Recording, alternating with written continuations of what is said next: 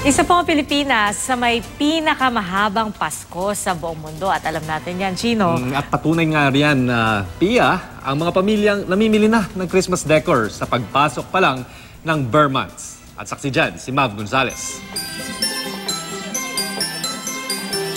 Inabutan namin ang pamilyang ito ng mga balikbayan na bumibili ng parol. Mas cheaper kasi.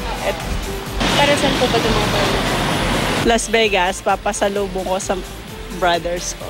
Mas masaya talaga sa Philippines. Mas family-oriented, mas maraming ilaw. So ito po, dadalhin nyo na yung Pilipinas doon. Yung Philippine Christmas, dalhin nyo na doon. Ang anak niyang si Miggy sa Amerika na lumaki. Kaya tuwang-tuwa siyang may Christmas decoration na rito sa Pilipinas nang ganito kaaga. Mas maganda. Pwede ka mag-celebrate really early. Buong taon bukas ang tindahan ng mga parol na ito sa Gilmore, San Juan. Umiilaw ang mga parol kaya may kamahalan. Ang presyo depende sa disenyo.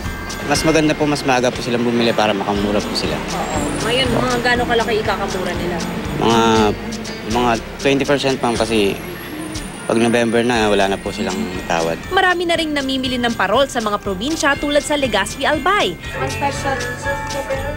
Literal namang Christmas is in the air sa Zamboanga City dahil sa Christmas songs na pinatutugtog ng mga radio station doon. Ako si Mav Gonzalez, ang inyong saksi.